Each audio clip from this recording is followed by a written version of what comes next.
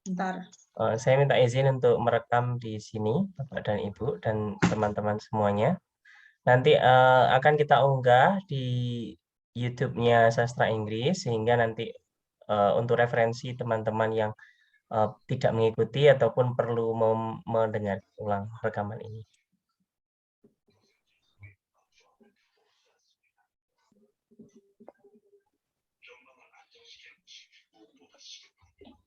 Terus ini moderatornya siapa, Pak Nanang?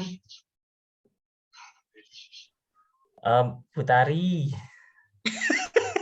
Main todong Ya, aja. bukan Manaban. nodong, bukan. Tadi Bu Lestari menawarkan, ya monggo Bu Lestari, alhamdulillah. Saya itu berharap ada yang mengacungkan jarinya.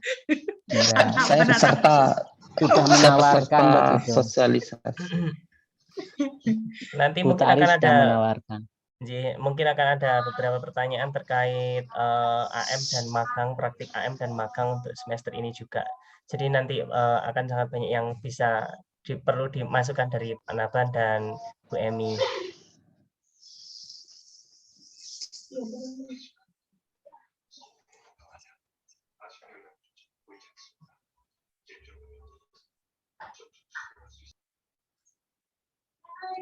Jangan lupa difoto ya.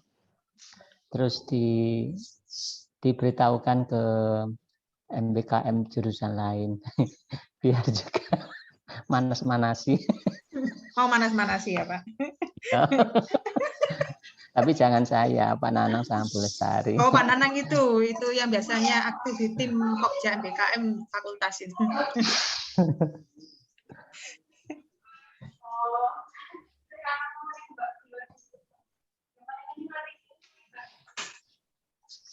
Ini yang belum ada tahunnya, angkatannya ditulis ya. Dengan prodinya itu.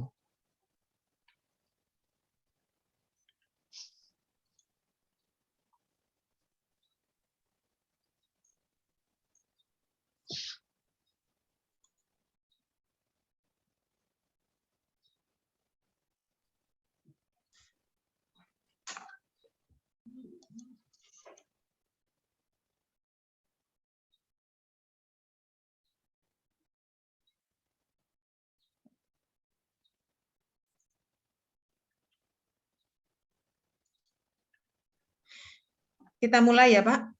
Karena Pak Yes. Nanang nanti akan akan pergi sebentar. Jadi kita mulai saja. Bismillahirrahmanirrahim. Assalamualaikum warahmatullahi wabarakatuh.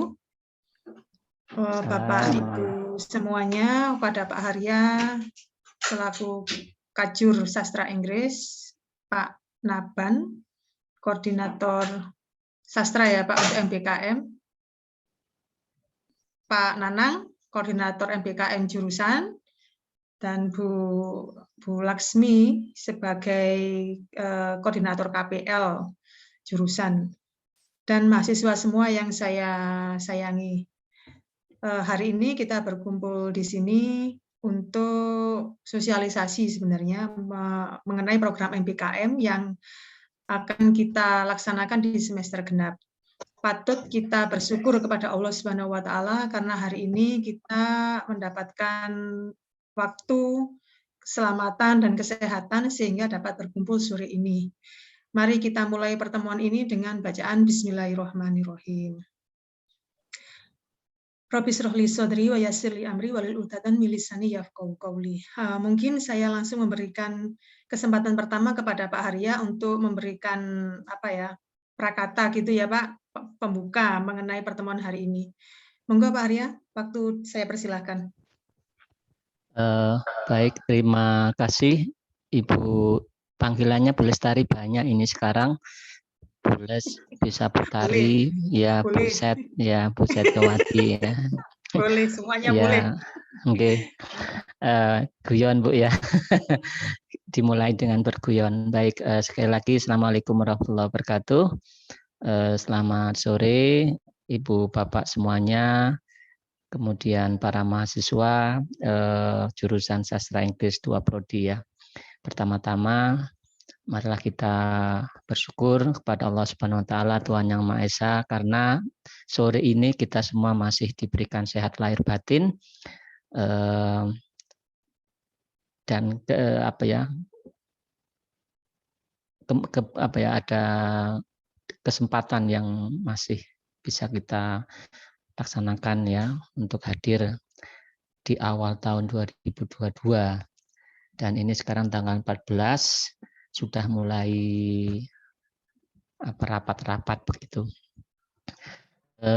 Itu yang pertama. Yang kedua, saya sampaikan terima kasih kepada Ibu Bapak dosen Jesasing yang memang benar-benar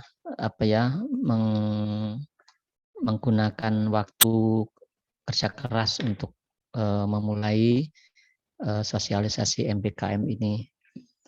Ada Bu Laksmi, beliau sebagai koordinator PPL KPL, istilahnya kependidikan. Kemudian ada Pak Naban sebagai koordinator KPL Nondik. Kemudian ada koordinator MBKM Pendidikan, Bu Lestari. Kemudian ada koordinator MBKM Basra, Pak Nanang. Kemudian ada Bu Sekjur, Bu Ani. Terima kasih atas waktu yang sudah diberikan kepada kami. Kemudian mahasiswa juga terima kasih sudah menghadiri sosialisasi ini. Sebelum Pak Nanang, Bu Lestari, mungkin juga nanti Bu Laksmi, kemudian Pak Naban, mungkin juga Bu Ani memberikan poin-poin penting terkait dengan sosialisasi ini, izinkan saya menyampaikan beberapa hal. Yang pertama, selamat datang di 2022 bagi mahasiswa jurusan Sastra Inggris. Ini khususnya angkatan 2019, baik pendidikan bahasa Inggris maupun bahasa dan sastra Inggris. Saya belum melihat yang angkatan yang lain. Memang ini nampaknya dikhususkan untuk 2019, begitu nggih Pak Nanang dan Bu Lestari ya. Kemudian yang kedua, slide selamat datang. Mudah-mudahan kita semua diberi sehat lahir batin untuk mengawali kegiatan semester genap ini, baik untuk perkuliahan maupun untuk MBKM. Yang ketiga, bahwa di tahun 2022, genap dan gasal itu MBKM itu sudah diatur, direncanakan oleh LP3, nanti akan diperjelas. Jadi di semester genap ini rencana LP3 itu adalah mahasiswa Bahasa dan Sastra Inggris 2019 akan melakukan MBKM, magang, dan atau membangun desa itu di semester ini. Artinya kalau mahasiswa 2019 di semester 6. Mudah-mudahan kalau salah mohon dikoreksi. Kemudian untuk mahasiswa pendidikan bahasa Inggris, untuk yang mandiri maksudnya, itu akan melakukan asistensi mengajar MBKM-nya itu di semester gasal, di semester genap begitu. Ini khusus yang mandiri.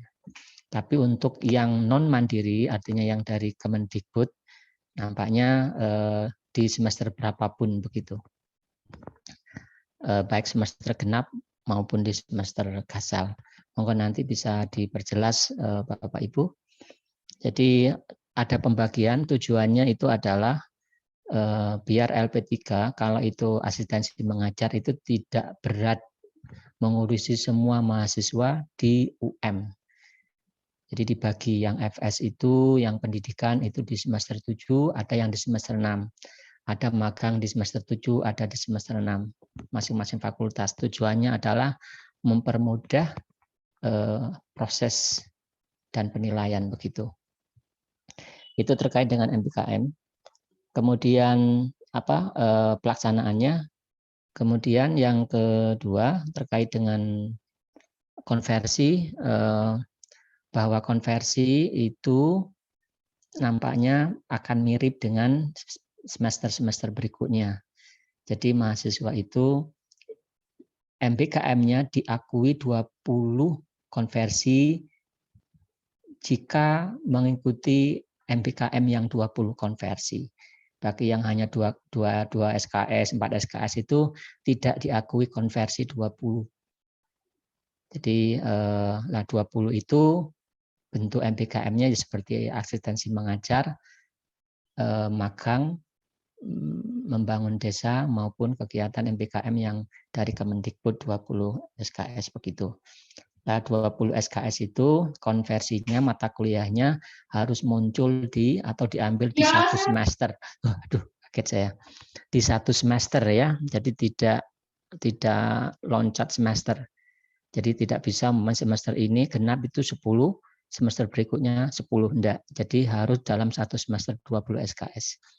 Polanya kalau saya lihat tadi saya memberi slide itu 1 bisa bentuk MK yang belum diambil yang muncul di semester berjalan. Jadi kalau digenap berarti muncul di genap, kalau di gasal berarti muncul di gasal. Itu yang bisa diambil.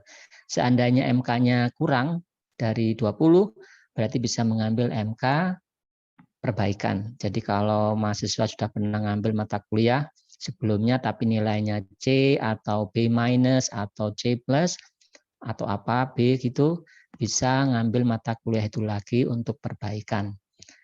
Kalau muncul di MK yang semester berjalan, silakan diambil di KRS, tapi nanti seandainya itu tidak muncul di semester berjalan, maka itu bisa di Proksus. Jadi mahasiswa nanti mengelis mata kuliahnya seperti apa, kemudian diajukan ke jurusan di Proksus begitu. Jadi detailnya nanti akan disampaikan. Jadi sekali lagi ini persiapan awal untuk mahasiswa khususnya 2019 yang akan melakukan MBKM di semester genap. Mungkin di semester gasal nanti akan ada pertemuan kembali begitu. Mudah-mudahan persiapan awal ini menambah keseriusan dan proses kemudahan dalam pendaftaran, pelaksanaan dan evaluasi atau penilaian nantinya. Begitu Bu Lestari, Pak Nanang, Bu Ani, Pak Naban, dan Bu Laksmi. Monggo nanti kita bisa menyampaikan detail-detailnya. Kalau ada pertanyaan, monggo juga kita diskusikan. Begitu, mudah-mudahan acara hari ini lancar. Matur nuwun. Assalamualaikum warahmatullahi wabarakatuh. Waalaikumsalam warahmatullahi wabarakatuh. Terima kasih Pak Haryadi atas pembukaannya. Hari ini kita akan mendengarkan paparan secara umum mengenai MBKM. Sebenarnya di antara kalian ini ada yang sudah ikut MBKM. Saya kenal nama-namanya ini ya. Beberapa di antaranya sudah ikut MBKM, entah itu mandiri atau dari Kemdikbud. Cuman ada juga mungkin di antara kalian yang belum pernah ikut sama sekali atau yang sudah pernah ikut dan ingin ikut lagi. Begitu. Apakah itu boleh? Boleh gitu ya. Karena batas maksimalnya adalah 40 SKS ya, Pak Nanang ya. Jadi minimal 20 SKS, maksimal dalam 40 SKS. Jadi kalau kalian ingin mengikuti kembali, kami membuka kesempatan sebesar-besarnya.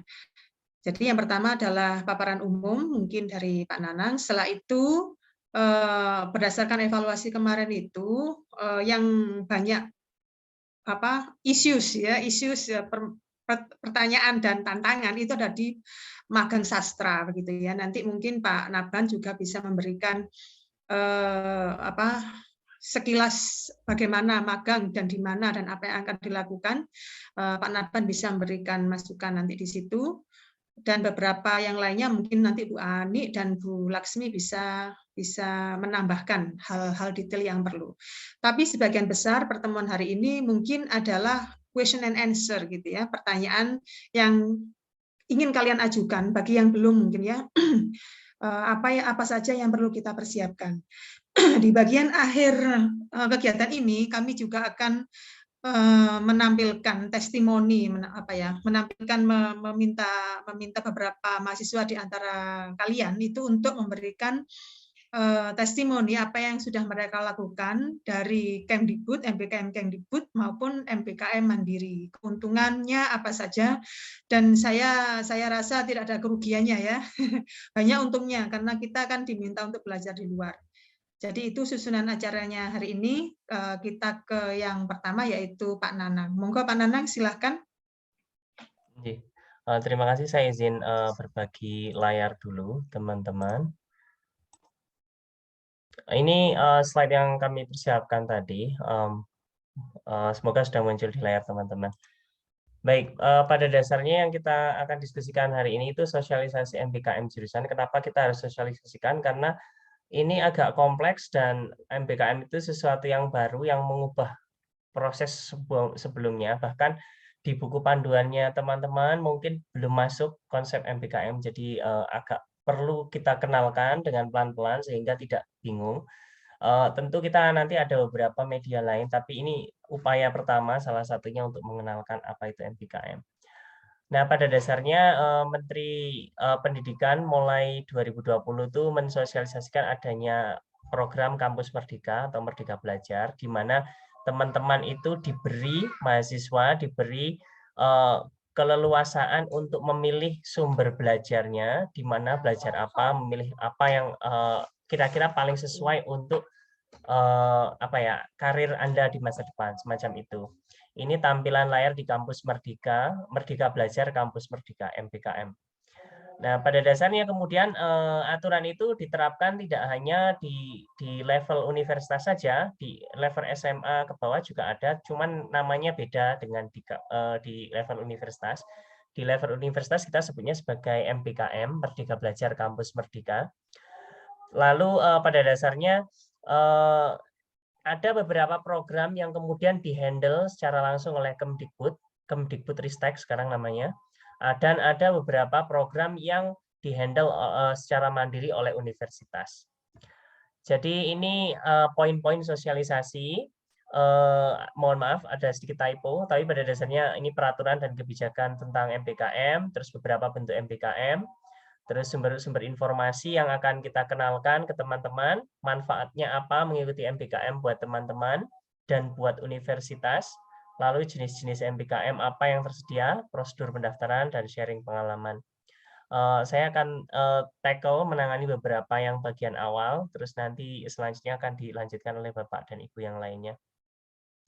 Jadi pada dasarnya untuk MBKM ini sudah ada aturan yang sangat kuat dan walhasil seluruh universitas di Indonesia, baik di bawah Kemdikbudristek maupun di bawah Kemenak, semuanya harus ikut program MBKM. Tentu kepatuhannya berbeda-beda. Nah, untuk UM ini termasuk kita sangat suportif terhadap kebijakan tentang MBKM, dan kita menciptakan beberapa sistem mekanisme untuk mengatur MBKM itu. Di antaranya nanti ada yang akan saya kenalkan, jadi nanti mungkin biar agak tidak bingung, nanti ada beberapa yang institusi yang akan saya kenalkan, tapi sebelum itu secara umum ada aturan dari Menteri, Permen, Peraturan Menteri, terus kemudian dari Peraturan Rektor, terus kemudian panduan dari Kementerian, dan juga panduan MBKM yang disusun oleh universitas, serta dari FS sendiri. Ini ada beberapa bentuk MBKM. Di sini ada 8 bentuk, tapi pada dasarnya sekarang itu MBKM terus bertambah. Sekarang yang saat ini ada di websitenya MBKM Kemdikbud itu ada 12. Nah, universitas diberi kebebasan memilih MBKM mana yang bisa diterapkan secara mandiri. Yang 12 itu ditangani oleh Kemdikbud. Jadi kita tidak semuanya menangani hal yang sama juga. Jadi kita ada beberapa yang bisa kita adaptasi, misalkan seperti KPL pendidikan untuk mahasiswa pendidikan, itu diubah namanya menjadi asistensi mengajar. Sementara magang kemudian diubah menjadi magang MBKM. Terus ada program KKN, kemudian diubah namanya disesuaikan dengan aturan Kemdikbud, disebut namanya sebagai membangun desa atau KKN tematik. Nah, itu beberapa yang mungkin kita 3 hal ini yang mungkin bisa ditangani oleh universitas. Tapi ada sebenarnya proyek-proyek lain yang sebenarnya kita bisa lakukan. Cuman karena memang kita masih ada banyak aturan lain dan agak menyulitkan kalau menerapkan semuanya, makanya kita perlu selektif juga. Ini beberapa sumber informasi, nanti kami share juga ini ke teman-teman, tapi pada dasarnya jika Anda membutuhkan informasi terkait MBKM, Anda bisa melihatnya di websitenya MBKM Kemdikbud, lalu website MBKM UM, lalu ada juga laman MBKM FS, jadi di laman FS UM, sastra.um.ac.id itu nanti akan ada page khusus MBKM, di sana ada form, kalau misalnya Anda ingin mengajukan rekomendasi, permohonan macam-macam ada di sana, lalu kemudian kontak person, terus beberapa informasi lainnya. Dan kita juga menyiapkan beberapa social network. Untuk Sasing saat ini yang digunakan itu social network-nya untuk MBKM secara umum, pendaftaran MBKM Sasing 1. Nanti akan kami kopikan juga linknya, Anda bisa bergabung di sana. Cuman grup ini hampir penuh. Nanti kalau sudah penuh, nanti Anda silakan bergabung ke grup WhatsApp pendaftaran Sasing 2, sudah disiapkan juga. Ada juga grup Telegram MBKM FS, jadi ini mencakup seluruh mahasiswa MP yang tertarik atau ingin mengetahui informasi terkait MBKM. Ada sekitar 500 mahasiswa pesertanya, tapi tidak begitu aktif. Jadi biasanya referensi utama itu di grup pendaftaran MBKM WhatsApp ini. Juga ada grup Telegram MBKM Kampus. Sebenarnya ini awalnya grup Telegram untuk kampus pengajar Kemdikbud, tetapi kemudian banyak peserta lain yang juga ikutan masuk, dan kemudian sepertinya kampus tidak berencana untuk mengubahnya namanya ataupun konsepnya, jadi ya sudah diteruskan saja. Tapi Anda ini beberapa informasi yang bisa kita dapatkan. Selain itu juga bisa bertanya ke koordinator MBKM di masing-masing prodi, terutama ke Bu Lestari dan saya. Tetapi biasanya akan lebih mudah kalau misalnya kita pendaftaran. Oh, alah, berarti ngulang kok. Bentar. Pelingan wong gini. Pokoknya nek wira Indomaret. Atau Pak? Nek luar itu plumpung kok. Ya dhewe anu kae, mayu kae mlumpungnya. Mungkin langsung di mute otomatis. Apakah bisa ini? Ini Mak Ahmad loh, Pak. Saya coba cari dulu. Terus yang gini loh. Enggak, sama atau pas anu toh, enek dia nenek PS-an. Ya kuwi. Kan di sama lho. Yo sempat ngono. Oke. Halo. Oke, sudah saya ask the mute. Oke, sudah. Mohon maaf, saya lanjutkan kembali.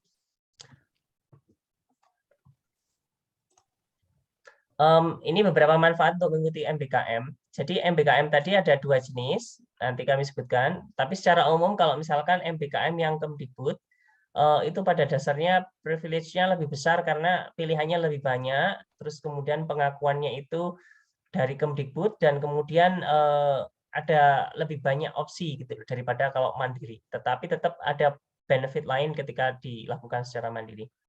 Nah, untuk MBKM Kemdikbud di antaranya Anda mendapatkan uang saku, sertifikat, terus kemudian bimbingan dari mentor, project, terus kemudian training sesuai MBKM yang Anda pilih, relasi, terus kemudian pengakuan Kemdikbud terkait jumlah MBKM-nya dan MBKM apa yang Anda lakukan, dan minimal Anda ikut pelatihan. Pada dasarnya untuk MBKM di mandiri, kalau mandiri itu berarti yang dikelola universitas. Nanti teman-teman juga mendapatkan insentif dari universitas, bantuan. Tentu jumlahnya berbeda dengan yang dari Kemdikbud, tetapi ini minimal bisa untuk membantu settlement teman-teman di awal. Terus nanti juga akan mendapatkan sertifikat dari FS. Untuk yang gelombang yang sebelumnya memang belum mendapatkan sertifikat, masih sedang diproses, menunggu keseluruhan MBKM selesai. Ada beberapa yang belum selesai MBKM-nya. Pada dasarnya yang lainnya ini ke-9 studi dapat selesai lebih cepat, diantaranya dapat diselesaikan dengan antara 7 sampai 8 semester harapannya, karena ketika MBKM kita juga ada sinkronisasi dengan pendidikan ataupun kurikulum di jurusan, sehingga akan lebih mudah buat teman-teman juga. Nah, terus kemudian ini nanti ada beberapa manfaat ini yang mungkin akan bisa di-share teknisnya oleh Pak Harya, karena ini berkaitan dengan konsep skripsi akan lebih mudah. Monggo Pak Harya, silakan ditambahkan Pak. Baik. Iya, terima kasih Pak Nanang. Ini saya tadi menambahi di slide.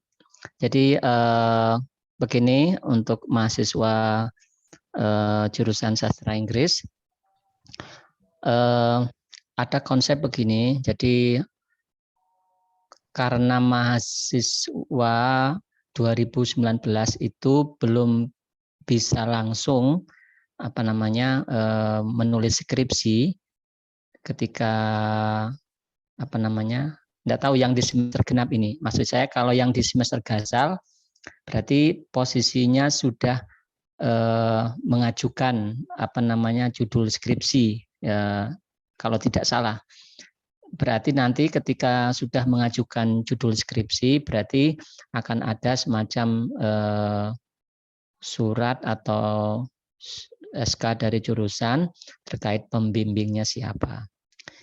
Jadi ketika mahasiswa sedang ber-MBKM itu kan agak sulit untuk menyelesaikan skripsi, makanya tapi bisa melakukan pembimbingan selama sudah ada surat tugas atau SK dari jurusan.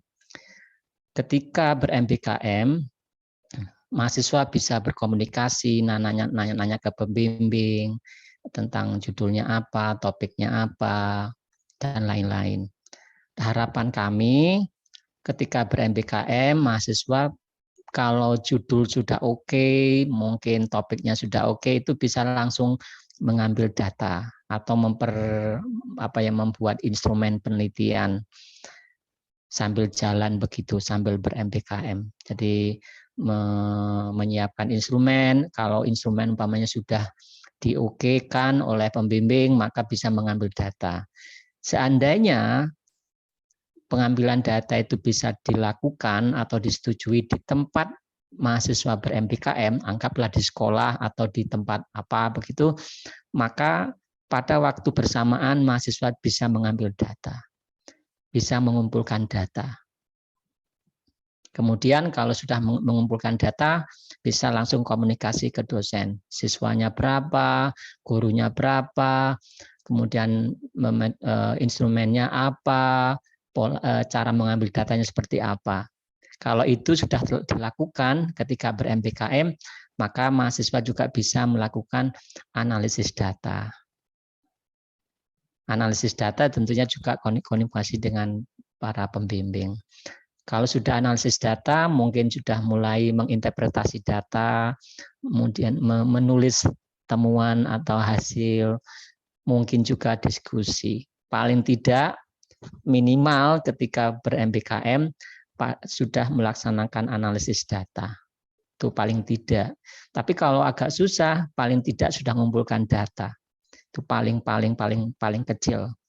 Karena kalau sudah mengumpulkan data, para mahasiswa itu ya artinya kalau bisa diselesaikan di semester berikutnya, maka sudah tinggal analisis, menulis hasil, diskusi, dan kesimpulan.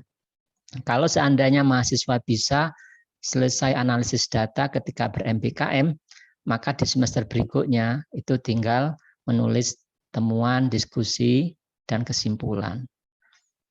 Seandainya mahasiswa sudah menyelesaikan temuan, menulis temuan, maka semester berikutnya tinggal diskusi, konklusi, dan suggestion begitu. Seandainya mahasiswa sambil ber-MBKM itu sudah menulis kesimpulan dan diskusi, berarti di semester berikutnya itu tinggal menulis kesimpulan dan saran. Seandainya, ini kan berandai-andai, namanya mimpi begitu ya, dan itu bisa. Jadi sekali lagi mahasiswa harus kerja ekstra dan bisa dilakukan dengan menggunakan timeline begitu.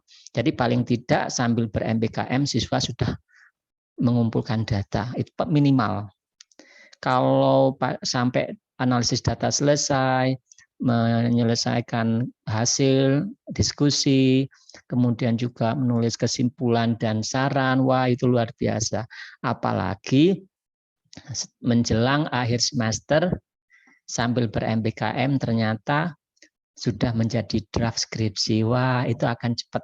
Jadi pada semester berikutnya mahasiswa hanya tinggal komunikasi bimbingan lagi untuk finalisasi draft, langsung daftar ujian. Wah, itu cepat itu. Itu bayangan kami.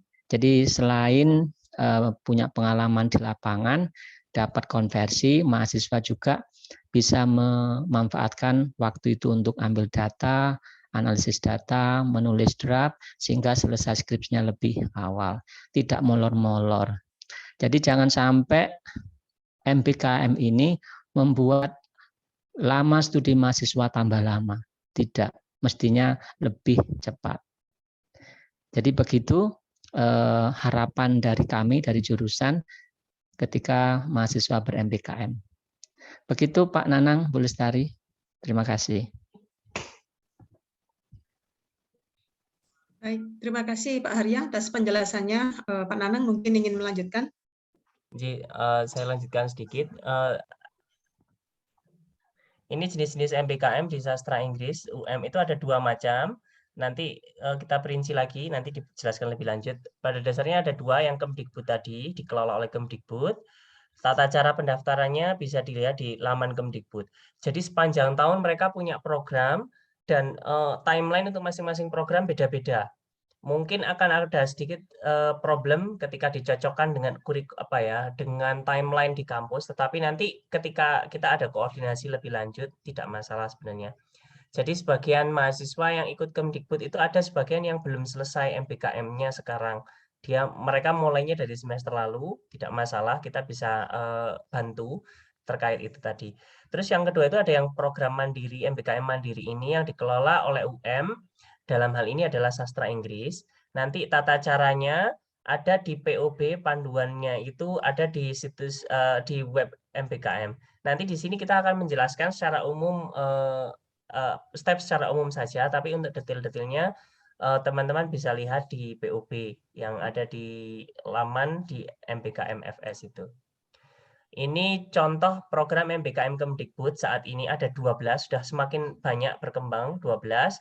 Lalu yang saya highlight kuning ini yang sedang dibuka. Magang ini diperpanjang sampai 21 Januari. Jadi kadang-kadang ada perpanjangan sedikit-sedikit gitu untuk masing-masing. Studi independen sepertinya sampai tanggal 15 Januari. Nah, yang ini seperti ISMA, kampus pengajar dan lain-lainnya itu nanti akan menyusul dibuka juga. Kemungkinan besar dalam waktu dekat ini akan ada ISMA dan ISMA ini nomor 4 dan kampus mengajar. Untuk deskripsi masing-masing, silakan lihat di situsnya Kemdikbud tadi, kampuspengajar.kemdikbud.go.id/program agar lebih detail, di sana ada penyampaiannya. Yang ini yang sedang berjalan. Monggo Bu Lestari, mohon bantuan. Bu Lestari bisa langsung screen share dari layarnya, Bu? Oke, sebentar ya Pak ya. Coba ya. Linknya di tadi di grup. Ya, oke. Ya, terlihat ya. Sudah? Sudah terlihat ya? Oke. Ini yang saya meneruskan Pak Nanang tadi ya.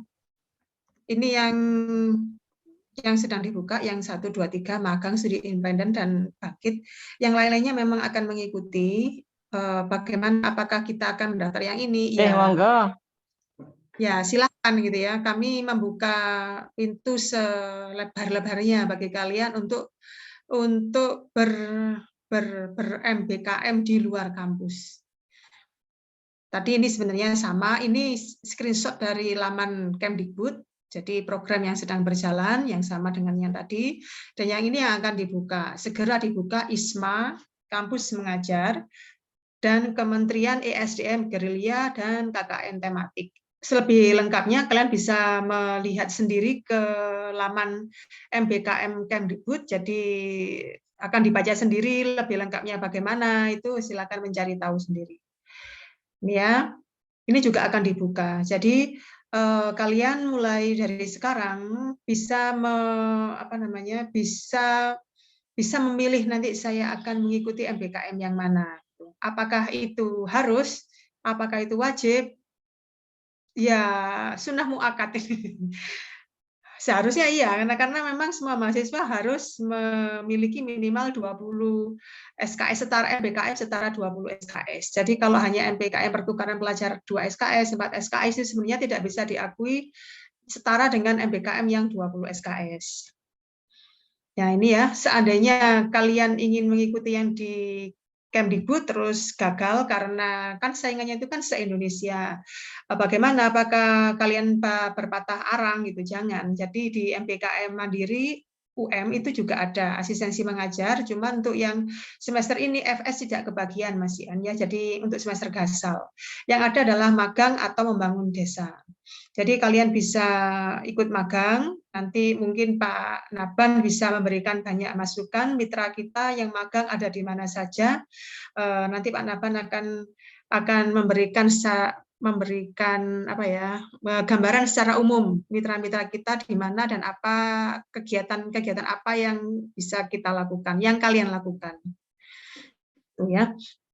Nah, ini ya, Prodi S1 Sastra Bahasa dan Sastra Inggris khususnya mahasiswa angkatan 2019. Jadi angkatan kalian. Bisa ikut yang Kemdikbud, bisa ikut yang mandiri. Program yang sedang berjalan akan kami informasikan di WhatsApp. Jadi kalau ada ini kan penuh dinamika ya, sangat dinamis ini Kemdikbud ini. Sekarang yang dibuka 4 misalnya, 3. Dalam beberapa minggu ke depan akan dibuka lagi 1. Jadi tidak bersamaan. Jadi semuanya itu dalam tahap tertentu, waktunya tidak berbeda. Karena waktunya yang dibuka tidak sama, otomatis berakhirnya juga tidak akan sama di akhir semester Desember gitu, tidak. Jadi ada yang masih akhir Januari akan selesai, awal Februari akan selesai, seperti itu. Nah, gitu ya.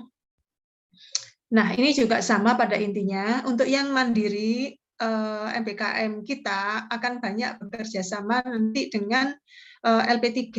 Ya.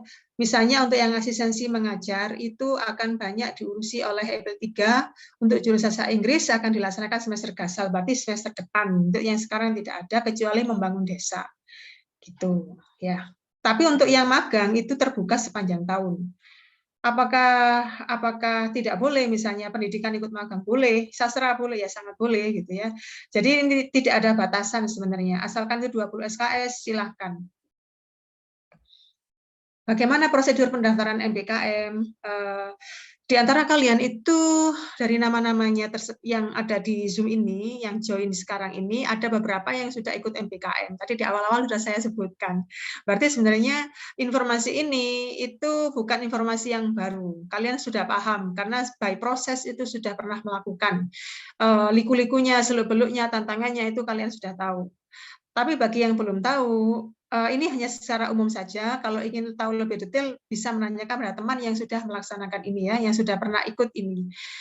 Yang pertama otomatis adalah mendaftar. Setelah itu, ini kalau MPKM FS ya, mengumumkan hasil, terus itu melaporkan MPKM ke jurusan. Kalau kalian mendaftarkan daftar MPKM apa meskipun itu mandiri ataupun Kemdikbud harus lapor ke kami gitu ya. Kami ya yang ditunjuk oleh jurusan.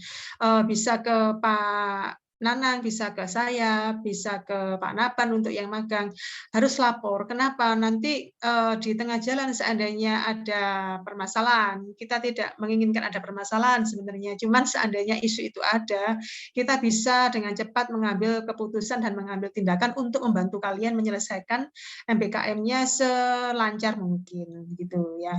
Jadi kalau kalian ikut MPKM, diterima dan mendaftar, laporlah pada kami, jangan diam-diam. Nanti akan panjang urusannya di belakang. Yang selanjutnya yaitu modifikasi KRS. Nah, setelah semuanya 1-4 terlaksana, baru kalian melaksanakan MPKM. Di situ ada monitoring, evaluasi mingguan oleh dosen pembimbing. Di dalamnya kalian akan bisa mengisi logbook ya, yang disediakan oleh Kemdikbud, ada logbooknya, di UM juga ada logbooknya. Setelah itu adalah pelaporan. Melaporkan MPKM biasanya ada presentasi hasil gitu ya. Selama MPKM apa saja yang kalian lakukan, produknya apa yang kalian pelajari di sana ya, seperti itu. Kalian akan mempresentasikan proses dan hasilnya. Setelah itu selesai baru konversi nilai dan setelah itu terbitlah KHS. Nah ini prosedur konversi. Program MPKM dapat dikonversi dengan MK pada kurikulum jurusan S1 Bahasa Inggris dan Pendidikan dan Sastra dengan prosedur 1-5. MK konversi setara dengan program MPKM yang diambil harus 20 SKS. Seperti kata Pak Harya tadi, bisa MK baru atau bisa MK yang telah diambil tapi nilainya tidak bagus dan kalian ingin memperbaikinya, itu bisa seperti itu. MK berupa mata kuliah yang diulang, tadi yang saya sebutkan tadi ya, untuk perbaikan nilai yang muncul di semester berjalan. Jadi muncul di semester ini, jangan nabung untuk di semester yang akan datang atau membayar hutang di semester yang lalu. Bu, tapi saya ingin yang lalu saya jelek. Nah, boleh lapor nanti seperti itu akan dikeluarkan oleh jurusan MK-MK yang sekiranya dibutuhkan mahasiswa untuk perbaikan nilai. Oke, nomor 4, atau dibuat program khusus. Ini tadi Pak Harya sudah menyinggung ini, masalah program khusus. MK yang akan diambil tidak muncul di semester berjalan, jadi kalian tetap nanti akan difasilitasi oleh jurusan, jadi tidak perlu khawatir sebenarnya, kami akan membantu semaksimal mungkin agar program MBKM dan konversi ini tidak merugikan kalian.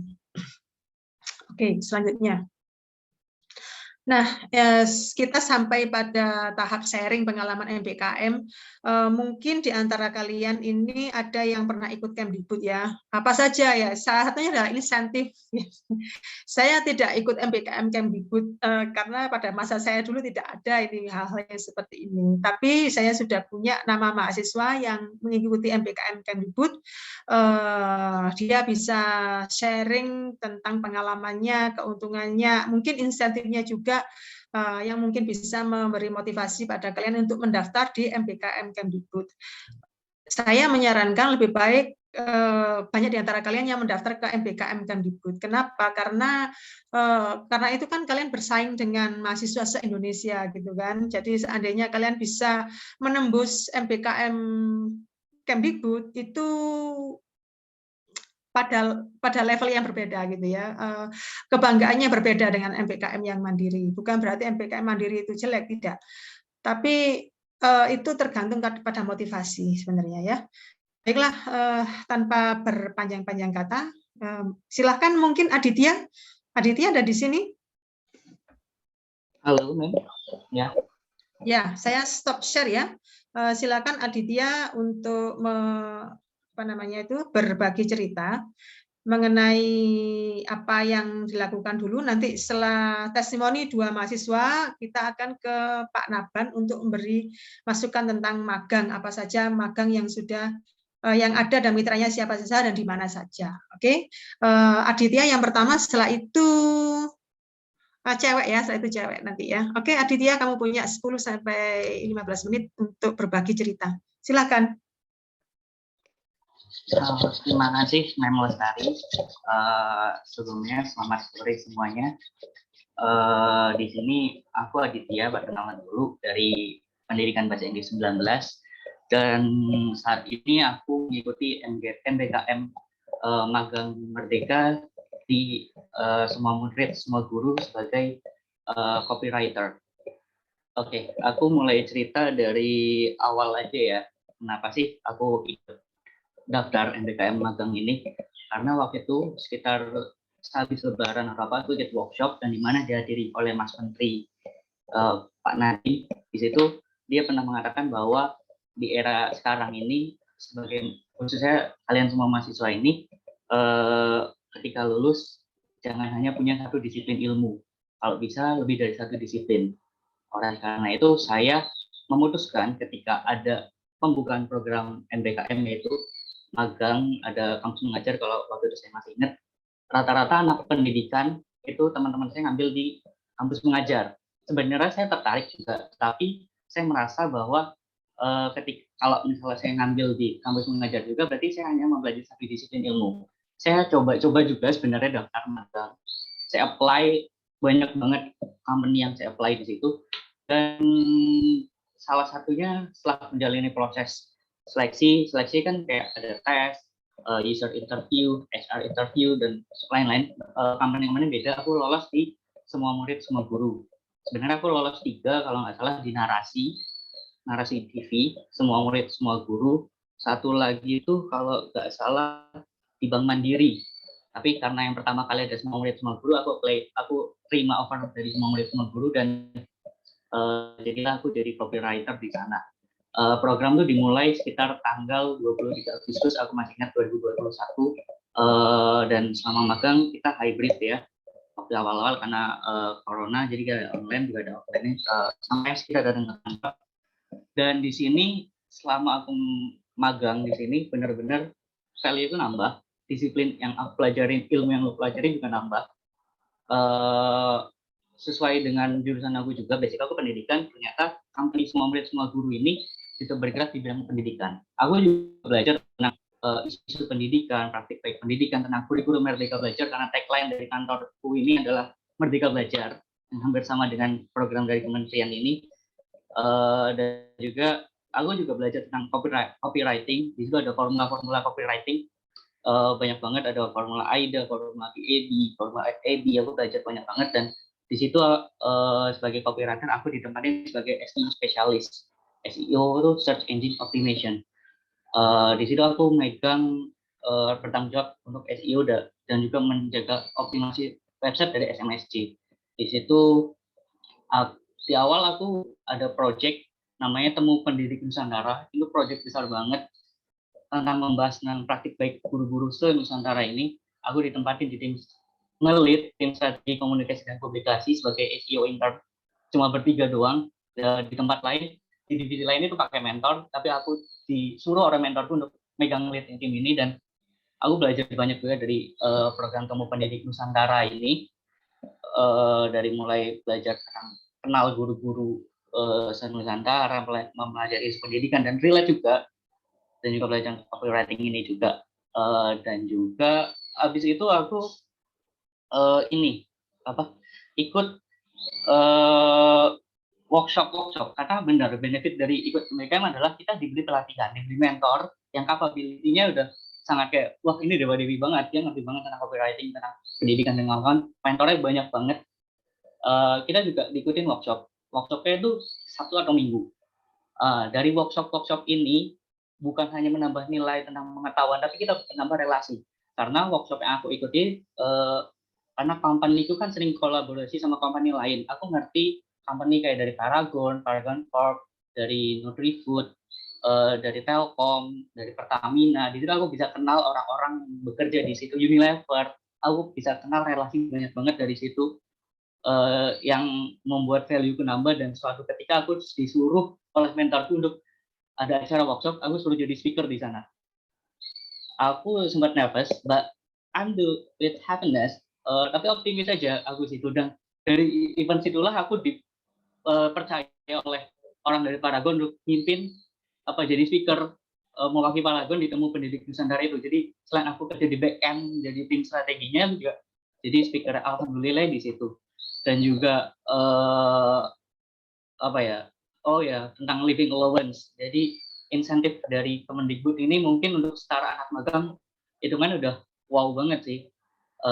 Aku spill dikit, di atas UMR Jakarta lumayan lah begitu. Tapi ya kita harus bisa belajar juga mengatur manajemen time, manajemen ngatur keuangan kita sendiri untuk benar-benar mandiri di situ. Dan juga ini, tapi aku sekarang masih tetap magang, aku nggak libur kayak kalian yang kuliah ini biasa. Aku juga masih dari 23 Agustus sampai sekarang masih ada liburnya, tapi aku senang-senang aja gitu. Dan juga selain ikut MBKM Kemendikbud, aku juga kan dibarengi sama MBKM Mandiri ya. Kalau nggak salah memang sekali juga tahu, aku dikirim ke Padang untuk satu mata kuliah itu. Ya untungnya company-ku support banget. Aku bisa kuliah online sambil aku jalani magang, dan aku masih bisa ngatur waktu dengan baik, ngatur seenggaknya nilaiku masih aman lah apa yang aku kuliah itu. Karena bener banget selama aku magang ini di isu pendidikan, mata kuliah yang aku di Padang itu ya aku ngambil isu bikin short proposal ya dari apa yang aku pelajarin di magang ini. Jadi ya ini ngebantu banget. Dan bersyukur lagi aku kemarin hari Selasa ini untuk yang MSIB batch kedua diterima, lolos lagi. Aku daftar, aku lolos lagi di video.com untuk semester depan ini sebagai content support untuk magang batch kedua ini. Begitu Mem Lestari. Terima kasih Aditya. Wow, menyenangkan sekali. Kamu membuat saya iri ya. Cuma saya aku boleh iri, nanya nggak Mem? Boleh. Ada pertanyaan nih. Kan kemarin aku udah seleksi keterima itu hari Selasa di video.com, dan dia menyarankan mengatakan bahwa untuk magang yang batch kedua ini 100% full WFO di SCTV Tower Senayan Jakarta, yang mana aku juga masih bingung. Kampus kan kuliahnya offline ya. Apakah nanti aku masih bisa ngikuti kayak 4 kuliah perkuliahan secara online lagi atau gimana ya, Men? Ya, itu nanti kita diskusikan dengan Pak Harya ya, Aditya, tidak bisa saya jawab sekarang. Insya Allah kita akan membantu mahasiswa yang mengikuti program MBKM, program Kemdikbud ini ya, karena memang banyak sekali keuntungannya. Itu luar biasa itu. Saya ikut senang ya, meskipun saya cuma dengar ceritanya dan tidak kebagian insentifnya, tapi saya ikut senang gitu ya. I'm so happy for you and I'm so proud of every one of you who have joined the MBKM, either Kemdikbud or individuals ya. Terima kasih Aditya, terima kasih. Nanti kita bicarakan, bisa isu itu bisa kamu tanyakan lagi ke Pak Haryadi, karena memang kebijakan itu tidak bisa saya tentukan sendiri ya, atau tim tentukan sendiri. Terima kasih Aditya. Nanti kalau teman-teman mau bertanya-tanya, silakan bersedia untuk sharing lagi ya, saya ada yang tanya. Thank you Adit. Sekarang kita ke Lailatul Nurjannah ini ya. Lailatul Nurjannah, apa ada di sana? Yes, ma'am, I'm here. Oke. Ini Kemdikbud apa mandiri? Saya dua-duanya pernah ikut, ma'am. Nah, oke, silakan berbagi cerita ya. Semoga teman-teman bisa belajar. Ya, jadi selamat sore, Mbak Mustari, Pak Naban, Bu Ani, Pak Suharyadi, Pak Nanang, dan semuanya. Saya Laila dan saya dari LE 2018. Jadi sebenarnya sekarang sudah semester 7, sudah akhir. Jadi saya mengikuti MBKM ini sejak semester 5, jadi masih awal sekali saat itu. Yang saat itu pertama kali itu MBKM Mandiri, saya mengikuti pertukaran pelajar di UNES seperti itu. Jadi masih simpang siur apakah benar harus ikut MBKM atau tidak itu, tapi saya sudah mencoba memberanikan diri dan ternyata memang banyak sekali benefitnya. Bahkan saya sampai ketagihan untuk ikut di semester berikutnya gitu.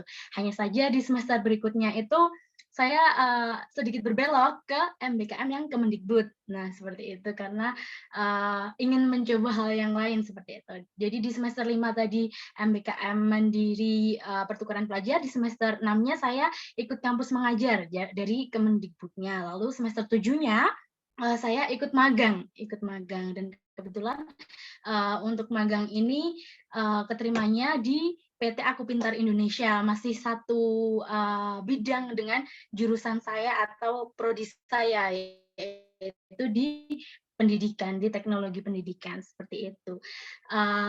Jadi kalau untuk yang cerita-cerita lain hampir sama seperti Aditya tadi, untuk keuntungan pasti banyak. Yang pertama yang paling saya syukuri adalah membantu saya untuk lulus cepat memang. Apa yang dipaparkan Bapak Nanang tadi benar-benar saya rasakan seperti itu. Jadi dengan adanya magang, bisa konversi, nah itu membuat saya bisa menyelesaikan studi saya dengan cepat. Alhamdulillah kemarin juga sudah selesai skripsinya, karena sambil magang, sambil kampus mengajar, sambil mengerjakan skripsi dengan bantuan Bapak Ibu dosen yang hebat, dan juga dengan bantuan Bu Ani dan Pak Suharyadi tentunya yang benar-benar suportif, jadi saya bisa melakukan studi menyelesaikannya dengan cepat. Nah, jadi kalau dikhawatirkan apakah nanti bisa membuat studinya molor, jawabannya sama sekali tidak. Justru sangat membantu untuk mempercepat seperti itu.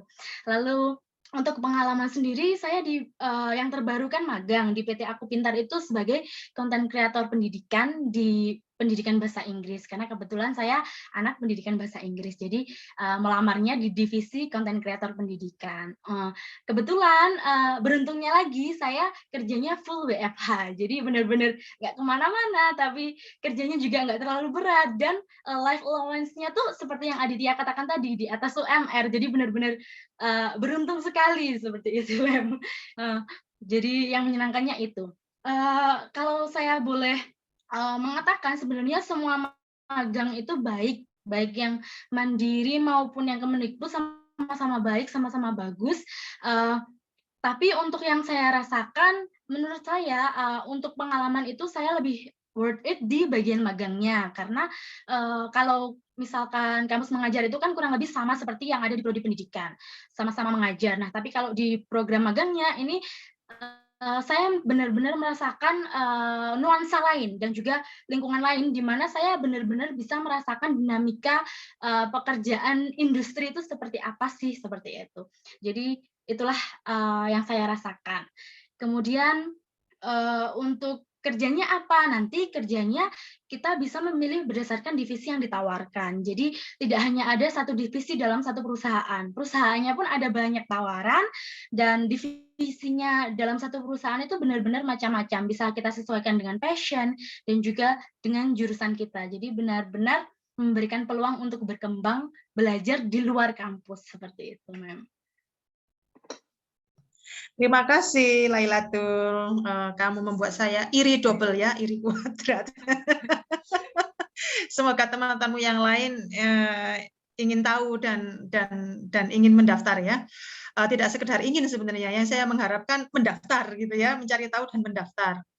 Nah, bagi kalian semuanya, para mahasiswa semuanya, kalian harus punya rasa untuk testing yourself how high you can fly gitu ya. Test yourself how high you can fly. Kalian harus berani bersaing dengan semua mahasiswa yang ada di Indonesia ini. Keuntungannya kalau ikut MBKM Kemdikbud itu, kalian akan berkenalan dalam level yang lebih luas gitu ya. Relasi kalian juga lebih beragam dan lebih luas, tidak hanya sekedar di Malang saja gitu. Tapi bisa dari mana-mana. Ya, itulah. Networking itu sangat penting untuk kehidupan kalian di masa yang akan datang, baik secara akademis maupun secara personal, itu sangat penting.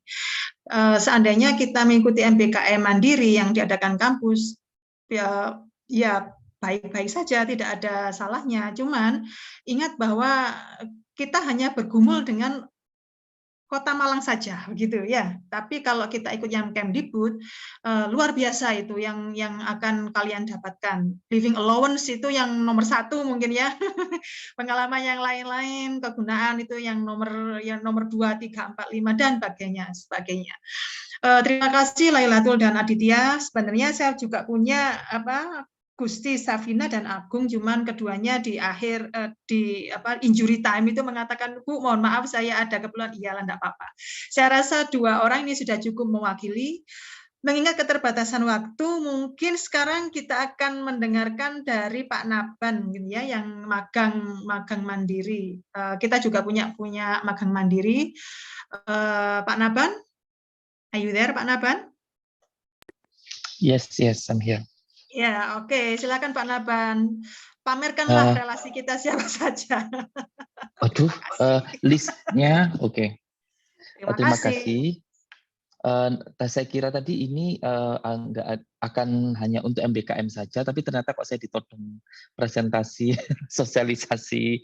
Ini saya belum siap materinya, tapi nggak apa-apa. Nanti mungkin ada sosialisasi susulan ya, terkait dengan panduan dan lain-lain, karena itu harus disiapkan sendiri dan itu biasanya belum Januari, biasanya saya nanti Februari gitu, karena harus bikin panduan dan lain-lain. Oke, terkait dengan program magang mandiri, jadi untuk saat ini buat semuanya anak-anak 2019, kalau dulu kurikulumnya untuk anak bisa magang terlepas dari MBKM ya, entah nanti kalian akan mengambil magang MBKM ataupun magang yang 4 SKS saja, itu memang kalian tahu sendiri manfaat magang seperti yang diceritakan oleh Aditya dan Lailatul dan Laila ya. Jadinya itu pasti kalian bagus. Cuman untuk magang mandiri yang 4 SKS itu memang sistemnya nanti agak berbeda. Jadi kalian akan tetap kuliah dan magangnya hanya cukup 6 minggu saja. Jadi tergantung dari perusahaan nanti yang tempat kalian magang. Kalau dulu syarat untuk magang adalah 100 SKS, kalian sudah harus tempuh. Sekarang selama kalian sudah ada 80 SKS, kalian sudah bisa magang. Lah, untuk prosesnya itu nanti akan kami itukan sendiri karena tahun ini mestinya ada perubahan sistem. Karena untuk magang itu semuanya dipegang oleh LP3, di bawah LP3, jadi nanti pendaftarannya itu juga di bawah LP3. di portal di LP3. Kalau dulu memang jurusan kita yang handle pure event, surat penerimaan, surat permohonan magang itu semua jurusan. Pendaftaran juga ada di jurusan. Tapi kali ini nanti kalian akan harus ke LP3, ada portalnya sendiri. Jadi terpusat. Nanti ada panduan juga dari LP3 juga yang saat ini masih juga dalam proses penyusunan. Tapi nanti dari jurusan tetap akan ada istilahnya untuk mengumpulkan informasi kalian magang di mana. Untuk list-listnya juga sebenarnya kita punya list beberapa seperti di Kumparan, kemudian di kapanlagi.com, kemudian untuk di kantor-kantor translation ataupun di KBRI itu juga bisa banyak. Kita juga di OIA UM juga memfasilitasi kalau yang ingin magang di KBRI. Ada beberapa kakak kelas kalian dulu juga yang pernah magang di kantor KBRI, terutama mata kuliah magang ini kan dikhususkan untuk mahasiswa sastra ya, yang jurusan sastra. Jadi memang ada mata kuliah magang, internship, or KPL non-dik, itu 4 semester 4 SKS, dan itu bisa dilakukan di mana saja.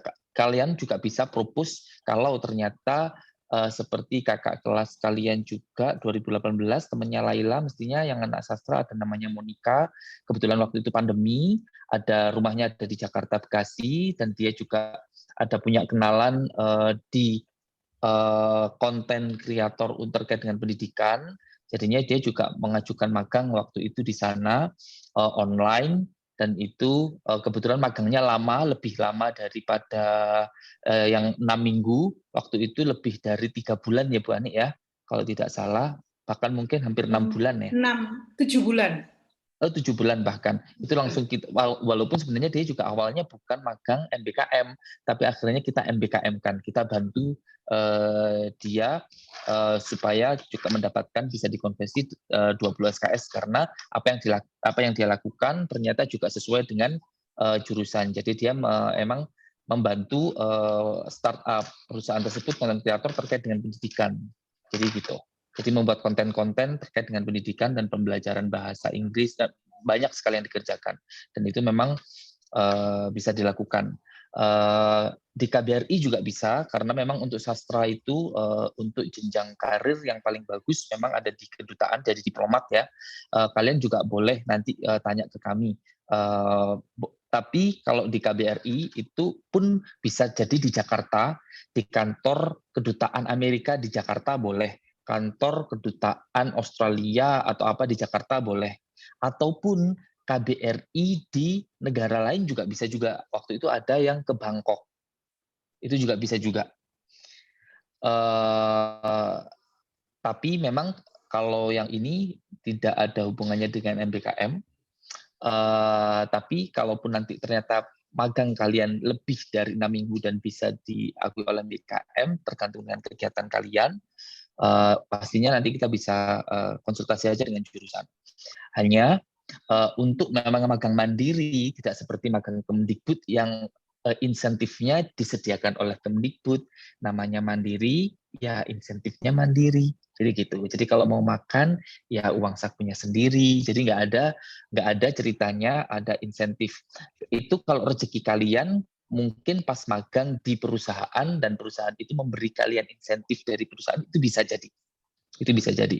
Tapi kebanyakan yang jelas kontraknya perlu digarisbawahi, kalau Kemendikbud itu pun juga dari kementerian kan, bukan dari perusahaan. Jadi seperti itu. Jadi nanti tergantung dari, kalau program mandiri berarti ya dari mandiri. Kalaupun ada ternyata insentif berapapun, itu berarti rezeki kalian segitu, tergantung dari amal perbuatan baik kalian selama semester 1 dulu ya. Jadi gitu. Itu jadi terbuka saja, nanti listnya nanti akan kami juga di manapun yang akan kalian bisa lamar, untuk gambaran saja kalian bisa ke sini, bisa ke sini, bisa ke sini. Tapi kalaupun nanti kalian juga tidak menutup kemungkinan, mungkin Galuh kenal kemarin sempat kenalan di Dinas Pariwisata Kabupaten Malang atau apa, dan nanti sekarang mau mendesain kampung wisata atau apa, itu memang sastra ya. Itu. Kemudian dengan bahasa Inggris, pelatihan bahasa Inggris, membuat program. Kalau nggak salah nanti juga, ini juga saya nanti baru bocoran. Kebetulan tadi barusan ada yang telepon dari startup OSH, saya lupa. Mereka membranding, jadi kayak perusahaan untuk branding. Yang mereka juga bekerja sama dengan Pemkot untuk membranding pasar milenial yang ada di Malang. Itu mereka itu juga butuh anak magang, dan itu nanti juga bekerjasama dengan Kemenparekraf. Oleh karena itu berdasarkan proyek kalian nanti akan di-guide untuk membuat suatu proyek seperti kayak kemarin Kampung Kayu Tangan kayak gitu ya. Itu membuat program-program untuk menarik turis dan lain-lain, termasuk juga nanti ini di pasar milenial, bagaimana cara memanfaatkan pasar milenial, tapi bekerja sama nanti berproyek dengan gabung dengan anak-anak IT, anak manajemen, anak dari fakultas lain, itu kalian akan ketemu, dan itu ada proyek yang itu nanti saya akan ngobrol dengan Pak Haria dan Bu Ani dan tim MBKM Bu Lestari dan Pak Nanang juga pastinya, yang itu nanti akan untuk menjadi salah satu list pilihan kalian untuk kalian bisa mendapat kesempatan untuk magang. Intinya seperti itu. Jadi nanti ditunggu sosialisasi selanjutnya terkait magang, utamanya 4 SKS, walaupun itu nanti tidak menutup kemungkinan juga bisa di ini ya MBKM kan untuk disetarakan dalam 20 SKS. Semoga cukup Bu Lestari. Terima kasih Pak Naban. Boleh nambahin Pak Naban sedikit. Silakan. Ya, selamat sore teman-teman mahasiswa semua, semoga sehat selalu. Kemarin tim kerjasama itu sebenarnya juga saya dan Bu Yusnita sempat ngobrol dengan suatu perusahaan yang dinamakan Cakap. Jadi seperti yang dilakukan Aditya sama Laila tadi, Cakap ini juga menyediakan semacam pelatihan, magang dan sebagainya begitu ya. Nah ini pusatnya ada di Jakarta. Jadi nambah Pak Naban kayaknya nanti dengan Cakap selain yang sudah ada itu mereka juga mereka sudah setuju untuk bekerja sama dengan jurusan, jadi semakin banyak kesempatan untuk pilihannya begitu. Tapi saya pesan, anak-anak yang magang harus komitmen loh ya. Misalnya gini, ini saya kasih contoh saja. Misalnya kalau kerja sebagai di konten kreator, di Kumparan misalnya, atau kapan lagi, itu kan dapat tugas, semacam benar-benar kerja gitu ya.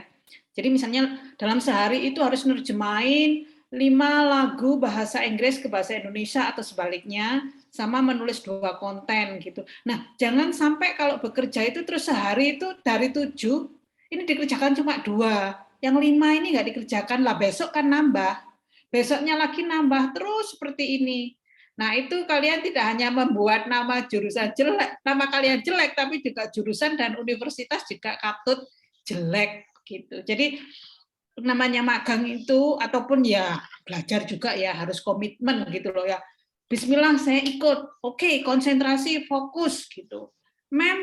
Misalnya ini nggak ada sinyal dan sebagainya, ya memang harus berusaha agar semua kerjaan itu tetap bisa terlampaui dan dilaksanakan dengan baik, apapun situasinya begitu. Memang harus ya ada usaha untuk benar-benar bekerja dengan baik. Itu yang satu tadi Cakap ya. Yang kedua mungkin Bu M ini masih akan dibicarakan. Kayaknya juga akan ada kemungkinan untuk KPL ke ini ya, ke sekolah vokasi, SMK vokasi yang ada di Malaysia untuk anak-anak pendidikan itu. Tapi juga tidak menutup kemungkinan untuk anak sastra juga ya.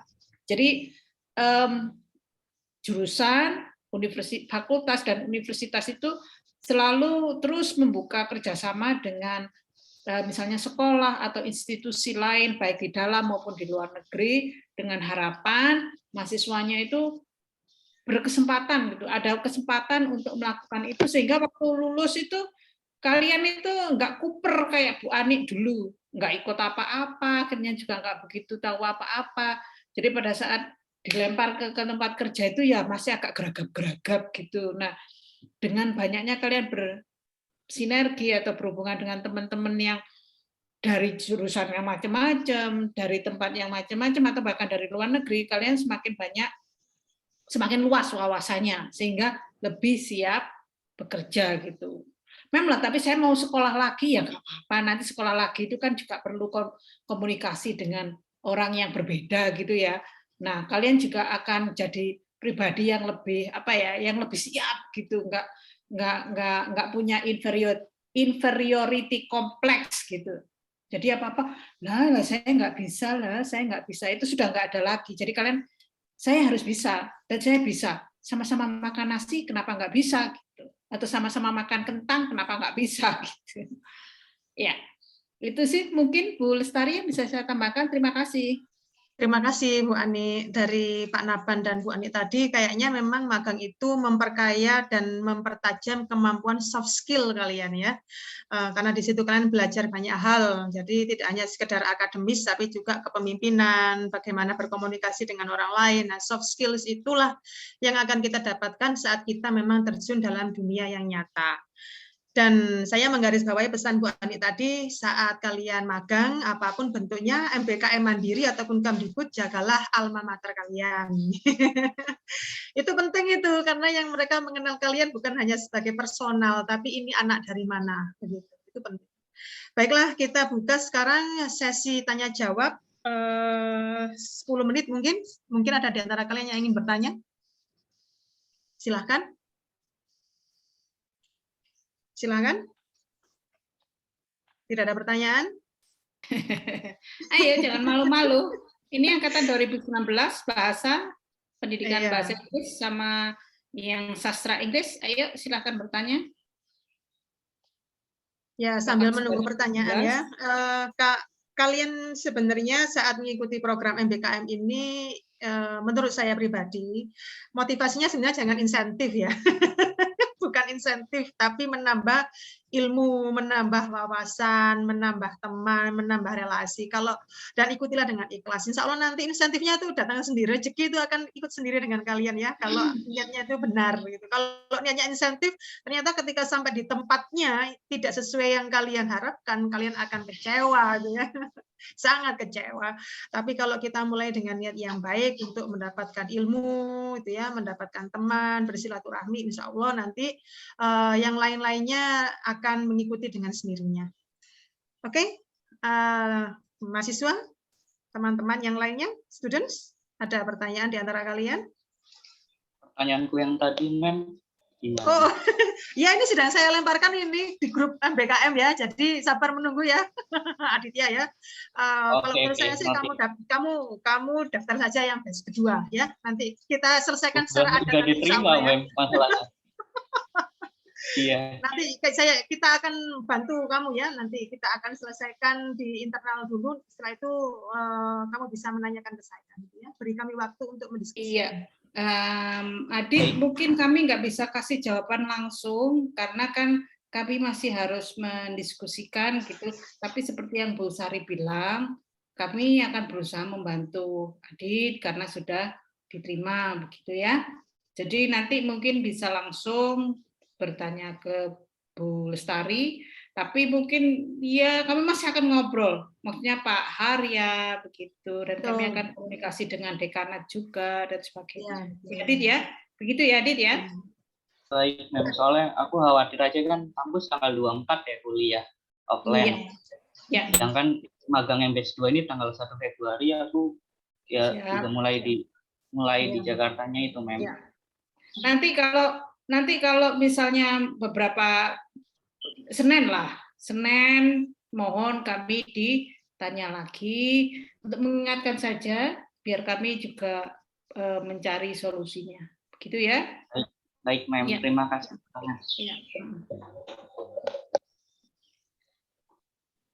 Ya, ada yang pertanyaan? Permisi, saya ingin bertanya. Oh, ada yang bertanya, Bu Lestari? Adam. Ya. Show your face, Adam. Oh ya, maaf. Ya, biar saya kenal sama kamu. Ya, oke. Saya ingin bertanya dua hal. Yang pertama itu perihal dokumen seperti rekomendasi. Apakah ada suatu tahapan tertentu untuk mendapatkan rekomendasi dari universitas? Terus kedua itu untuk masalah magang. Masalah magang? Apakah ini nanti magangnya bisa memilih lebih dari satu dan nanti karena saya tidak begitu paham maksudnya adik-adiknya tadi, apakah adik-adiknya tadi mengambil jenis magang yang berbeda ataukah dia mengambil program magang tapi ditempatkan di satu tempat tertentu, dan apakah itu nanti tempatnya bisa ditentukan sendiri atau ditentukan oleh Kemendikbudnya. Terima kasih, Bu. Oke, terima kasih Adam. Adit ini kan ikut Kemdikbud ya. Kayaknya di situ akan memilih ya, memilih, tapi keputusan ada di mereka gitu ya. Kita kan apply itu, nanti keputusan tetap ada di mereka. Silakan Aditnya, mungkin kamu bisa menambahkan. Oke, Mas Adam ya. Jadi kalau yang Kemdikbud ini kan ya di situ ada total sampai sekarang 1.865 posisi dan company yang membuka lowongan magang. Nah, di situ kita bisa apply banyak ke manapun. Aku sendiri mungkin lebih dari 100 apply-nya untuk yang batch 2 ini. Dan nanti kita akan dihubungi, baik itu lewat email atau WA, kalau kita lolos screening CV untuk seleksi. Nah, dari situ mulailah kita tahap seleksi. Kalau misal satu company kita seleksi, nanti akan pengumuman kita diterima. Nah, di situ kita hanya bisa milih satu. Walaupun kita diterima di 4 perusahaan, kita hanya boleh milih satu untuk mengikuti kegiatan magang ini, Mas Adam. Gitu sih. Untuk wilayahnya magang itu ditentukan kita sendiri atau ditentukan oleh sananya? Kita bisa milih mau lokasi magangnya di mana. Nanti disesuaikan dengan company yang, misal kita Bandung nih, nanti company Bandung diurutin. Kalau company Jakarta juga diurutin, tapi kalau kita mau global, nanti kita klik global, nanti semua company ada. Nah, untuk lokasi tergantung company-nya juga, Mas. Ada yang di Jakarta, ada yang di Malang, ada di Bandung, di Semarang. Itu nanti bisa coba buat web Kemendikbudnya, di situ ada keterangan lokasinya juga, apakah nanti WO, apa nanti bisa remote, ataupun full WFH. Itu, Mas. Oh, ya. Tadi setelah melamar berapa magang di beberapa instansi? Banyak 100. Kalau aku bisa share screen, mungkin bisa banyak banget ini. Ya, tapi kamu kemarin berapa? Kamu kemarin berapa? Melamar berapa? Lebih dari 100 apply. Wow. Maksudnya aku yang pengen garis bawain kepada anak-anak yang lainnya, teman-teman yang di sini. Itu Adit dapat dengan 100 kali apply. Jadi kalau kalian cuma aplikasi 1-2 nggak diterima terus menyerah, mental kalian segitu doang gitu loh. Itu ya gitu ya. Jangan sampai jadi gitu ya guys. Ya gitu ya guys. Jadi ya kalau Adit 100 apply-nya, kalian 101 lah gitu ya. Oh iya. Yang surat keterangan tadi Bu Lestari belum? Oh iya, surat keterangan itu ada di G-form yang bisa kita bagikan nanti ya. Itu kalian bisa apply sendiri ke dekan gitu ya. Ada semuanya di situ. Jadi kalian apply lah ke manapun kalian mau. Jadi kalau tadi Adit kan posisi kan di Bandung, ada posisi di mana di Surabaya misalnya, maka carilah company yang posisinya di Surabaya gitu ya. Ada banyak sekali kan di situ kerjasamanya. Silakan pilih company yang terdekat dengan rumah kalian. Nah, seperti Jakarta, juga. Oh, kamu Jakarta? Oh ya, nggak tahu, sorry. Atau mau pengen deketin jodoh juga boleh. Mungkin. Ya, boleh. Mungkin Adam di Malang, terus pengen jodohnya ada di Bandung, pengen magang di Bandung. Ya, boleh. Nanti bisa list company yang di Bandung gitu ya. Adam ya, jadi untuk yang masalah teknis tentang rekomendasi tidak usah khawatir. Kalian bisa menghubungi tim MBKM. Oke, gitu ya Adam ya. Bu Lestari tadi ada yang namanya Ade angkat tangan. Oh ya, Ade silakan Ade. Ade kamu di mana? Salsabila, Ade tak panggili kamu tidak ada, maka saya ke Farah. Farah, oke. Ya Bu, silakan. Sebelumnya mohon maaf saya nggak bisa on cam karena kameranya tidak bisa dipakai. Oke, silakan. Kalau menurut Ibu Bapak sama yang teman-teman yang sudah melakukan MBKM, sebaiknya yang matkul konversi itu, matkul yang dikonversi itu yang ingin diperbaiki atau matkul baru ya? Terima kasih.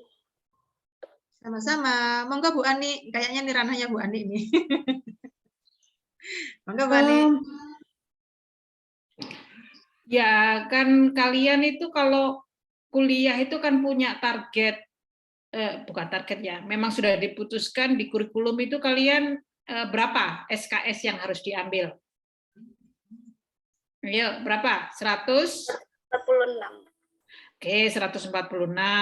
Ya, jadi kalau memang untuk memenuhi ya, kalau menurut saya, lebih baik ambil yang baru. Ya. Terus kalau menurut kalian memang ada yang D, nah itu baru bisa diulang. Kalau nilai kalian misalnya C atau B sebenarnya nggak perlu diulang, ya sudah itu aja begitu. Tapi ya itu balik lagi ke kalian sendiri mau membuat keputusan seperti apa begitu kan, karena kalian harus yakin bahwa pada saat kayak Laila ini, Laila sudah memenuhi 146 SKS atau belum? Sudah, Mem. Oke, nah itu kan karena dari awal sudah disetting bahwa nanti ini konversinya ini, sehingga pada saat selesai magang, sudah selesai MBKM, itu skripsinya juga selesai, 146 selesai, tinggal yudisium saja gitu. Kamu sudah yudisium sekarang, Laila? Kayaknya kemarin kamu bilang kalau mau yudisium. Iya, sudah, Mem. Sudah selesai yudisium, tinggal validasi ke perpus. Berarti ceritanya kamu semester 7 sudah selesai semua ini? Ya, jadi di akhir semester itu saya selesai magang, daftar sidang seperti itu. Terus langsung yudisium begitu, Mem. Wow, keren. Wah, sip. Top. 4 jari, 4 thumbs. Oke, right. Jadi sangat memungkinkan seperti itu ya Farah ya. Jadi tolong dihitung dulu, nanti juga konsultasi sama dosen PA-nya. Dilihat yang sudah lulus apa, yang belum lulus apa, kurangnya apa saja, ini bisa nggak dikonversikan ke MBKM gitu. Is that answering your question, Farah? Ya, Mem, terima kasih. Mau nambahin boleh, Bu Ani? Monggo. Jadi untuk guys juga nanti gini, untuk yang dikonversikan itu yang paling aman adalah kalian pelajari katalog adalah mata kuliah elective courses. Jadi jangan sampai mata kuliah wajib kalian belum ambil dikonversi, itu nggak bisa. Jadi ada mata kuliah yang nggak bisa dikonversi. Kayak mata kuliah umum kayak manajemen inovasi itu juga nggak bisa dikonversi setahu saya sampai saat ini. Juga mata kuliah research method itu juga nggak bisa. Jadi itu memang harus diambil gitu ya. Karena itu tidak bisa digantikan oleh kalian ilmunya dengan magang karena akan berbeda. Oleh karena itu kalian harus pinter-pinter membaca katalog, teliti mana yang akan dikonversikan, mana yang enggak. Jangan sampai nanti ya insya Allah Laila tadi udah beres ya. Tapi jangan sampai juga banyak anak-anak yang sudah sidang skripsi dihitung sudah 146 SKS, tapi ternyata ada satu mata kuliah yang kancret yang ternyata wajib dia nggak ngambil. Itu banyak kasus. Akhirnya harus nambah 1 semester cuman gara-gara satu mata kuliah wajib yang belum diambil. Jadi pastikan mata kuliah wajib semuanya diambil, mata kuliah yang elektif boleh dikonversikan dengan keikutsertaan MBKM, jadi kayak gitu. Ya, benar Pak Naban. Kemarin karena ada kasus yang sudah selesai semua, sudah sidang, ternyata manajemen inovasi yang mata kuliah universiter belum diambil. Ya, we cannot help, gitu, sehingga ya harus nambah 1 semester, mau nggak mau. Gitu. Cuman kan untuk satu mata kuliah. Hanya karena nggak mau menghitung itu tadi yang sudah lulus apa, yang belum lulus apa. Oke, terima kasih Bu Ani dan Pak Naban atas jawabannya. Semoga menjawab pertanyaan dari Farah tadi ya. Oke, sekarang 2 pertanyaan terakhir ya. Ini jamnya sudah sangat mepet ini. Dari Arif dan Nani. Arif duluan mungkin. Arif silakan. Arif Barlaman. Silakan Arif. Saya ingin bertanya, jika kita mengambil untuk magang, apakah kita juga perlu mengambil yang KKN? Lalu untuk KKN dan magang, untuk tempatnya, apakah kita bisa memilih sendiri atau dipilihkan oleh instansi atau pemerintah? Ini untuk yang Kemdikbud apa yang mandiri, Arif? Mungkin yang mandiri. Yang mandiri, oke. karena ini kebijakan kurikulum ya, Bu Ani, monggo saya dibantu. Saya khawatir keliru. Untuk yang KKN. Yang KKN. KKN kalau tidak salah itu bisa dijadikan MK konversi ya Pak Naban ya? Ya, bisa dijadikan MK konversi. Jadi kita di KM, ya, KKN jadi kalian ikut dikonversikan. MBKM Mandiri ataupun yang Kemendikbud, nanti salah satu konversinya itu misalnya bisa magang yang 4 SKS itu, magang entah itu KPL untuk pendidikan atau magang yang untuk anak sastra, kemudian KKN 4 SKS itu juga bisa dikonversikan dari kegiatan MBKM.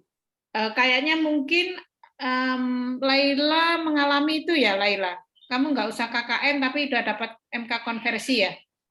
Ya, benar. Jadi saya konversi dari program Kemendikbud juga itu, yang KKN-nya. Ya. Gimana? Apakah menjawab pertanyaan dari siapa tadi? Arif ya? Arif Barlaman. Arif Barlaman. Untuk ya, tempatnya. Arif, gimana Arif? Is that answering your question? Untuk tempatnya apakah memilih sendiri? Tempat apa nih? KKN atau tempat KKN magang? apa magang? Ya, untuk KKN ataupun magang itu. Kalau KKN tadi kamu ikut Kemendikbud, berarti kamu nggak usah perlu milih KKN karena dikonversi. Kalau kamu ternyata ikut KKN, ya tergantung programnya ada KKN mana. Biasanya ya kamu tinggal pilih, tapi juga pilih yang mana. Tapi juga udah ditentukan gitu. Ada kan namanya KKN Membangun Desa itu ya Arif ya. Jadi program BKM namanya KKN Membangun Desa. Kalau kamu ikut program Kemdikbud, sekali kamu memasukkan domisilimu, maka mereka akan mencarikan tempat yang terdekat dengan domisili yang kamu masukkan alamatnya, yang terdekat di situ. Jadi dulu itu pernah ada kasus mahasiswa ini di luar Jawa gitu ya. Terus dia menulis alamatnya di luar Jawa. Padahal dia ada posisi di Malang gitu ya saat itu. Nah, bagaimana akhirnya yang ketika mendaftar Kemdikbud dia diposisikan di tempat yang tertulis yang dia daftarkan itu yang terdekat ya di domisilinya itu begitu ya. Jadi dia harus pulang. Karena itu yang terjadi, maka ketika kita memasukkan identitas, kalian ingin ditempatkan di mana? Kalau Kemdikbud ya tulislah identitas domisili yang kamu mau gitu ya. Kamu maunya di mana? Kamu tulis alamatmu misalnya ya Malang, maka mereka akan mencarikan yang terdekat dengan dirimu. Kalau kamu tulis Jakarta ya mereka akan mencarikan yang terdekat dengan area tersebut. Begitu Arif, itu kalau Kemdikbud. Kalau yang di UM, saya rasa ya aturannya tetap sama ya. Ada KKN tematik. Kalau KKN tematik itu satu grup itu bahasa Inggris doang misalnya. Atau bisa juga dengan jurusan lain tapi tidak terlalu banyak variasinya, maka akan ditempatkan di suatu tempat. Yang kemarin anak sastra itu magang yang KKN tematik itu ditempatkan di desa di Sumberdem, di kaki Gunung Kawi. Di kaki Gunung Kawi, di KKN tematiknya.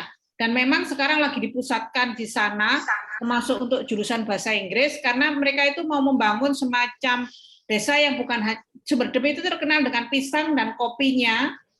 Nah, mereka juga kepingin membuka semacam tempat pelatihan untuk masyarakat sekitar agar bisa berbahasa Inggris gitu. Sehingga anak-anak bahasa Inggris kalau mau bisa saja misalnya rombongan begitu ya ditempatkan di sana. Tapi itu KKN yang biasa ya, KKN tematik yang biasa yang ikut LP2M ya. LP2M.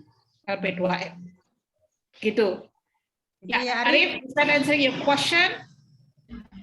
Bagaimana dengan tempat untuk magangnya? Jika kita memilih magang. Magang yang Kemdikbud? Ya, yang Kemendikbud sama yang Mandiri. Kalau yang Kemdikbud sama ya Arif ya. Kamu kayak Adit tadi itu kan magang ya, Aditya itu. Ya tergantung alamat domisili yang kamu daftarkan di situ, gitu ya. Jadi mereka akan membaca dari situ. Begitu. Sedangkan untuk yang magang mandiri, itu kamu akan mendaftar ke Pak Naban. Sepertinya. Gitu ya, Pak ya? Benar ya? Ya. Jadi kamu punya pilihan, mau magang yang reguler 4 SKS atau yang 20 SKS. Kalau saya jadi kamu, saya akan milih yang 20 SKS. Dan melakukannya dengan sungguh-sungguh. Nanti kalau dapat nilai yang bagus, itu akan berimbas pada mata kuliah yang lain yang kamu konversikan. Begitu ya, Arif? Iya. Apakah itu menjawab pertanyaannya? Sudah, terima kasih. Oke, Sudah dimengerti. sama-sama. Sama-sama. Nani, Areta bertanya juga. Oke, Nani, silakan Nani Nurlaila. Nani ini kayaknya sudah ikut MBKM kayaknya ini ya. Nani ini apal ini namanya, sudah ikut MBKM sebenarnya nih. Apal ini, saya sering memasukkan namanya ini. Iya, Ibu. Saya izin bertanya. Iya, Nani, silakan.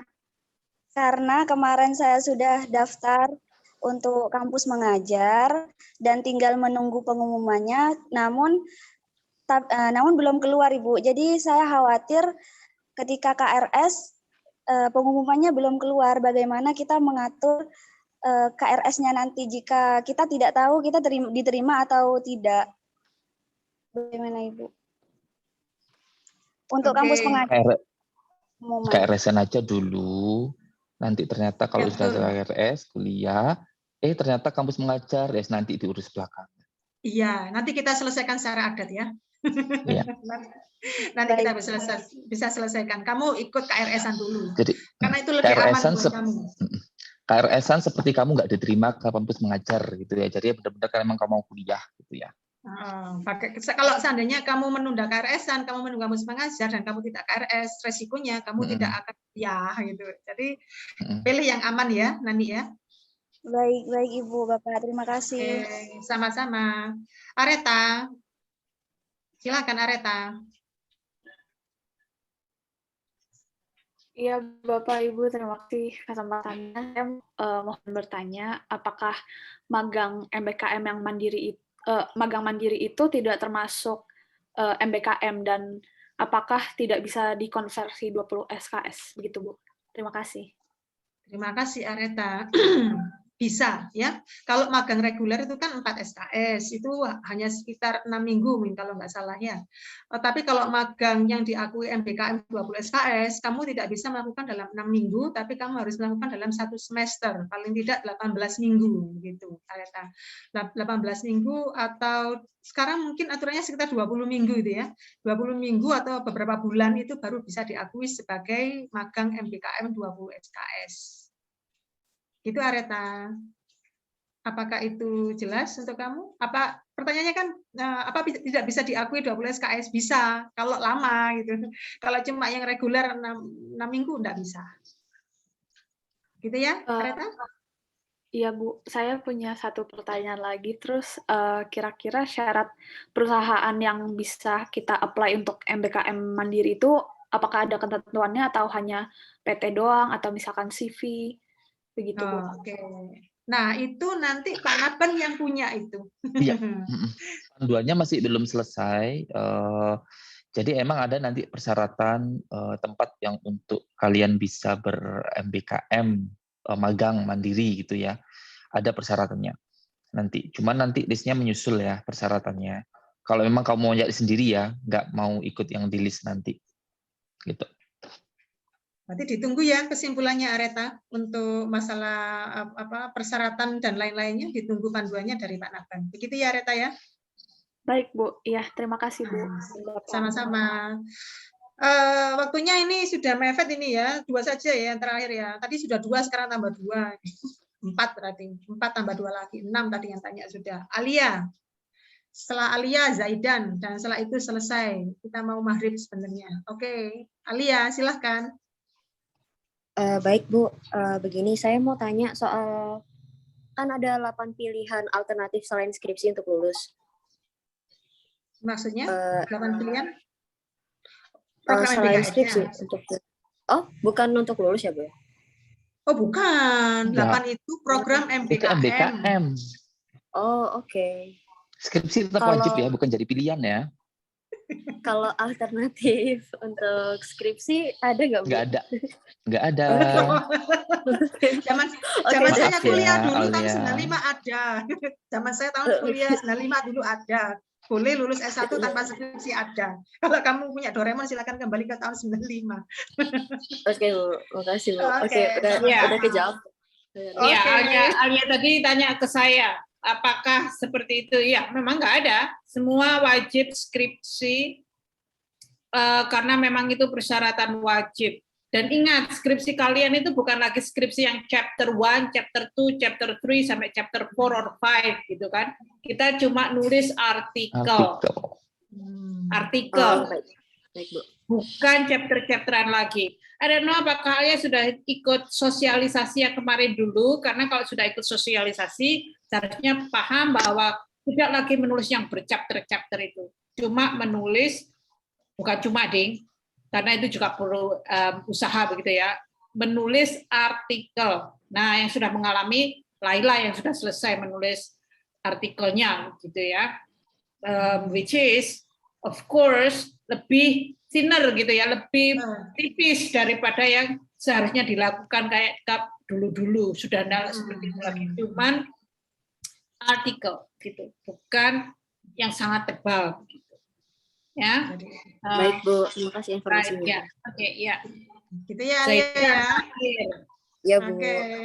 Skripsi sekarang ya, Bu. thinner, easier.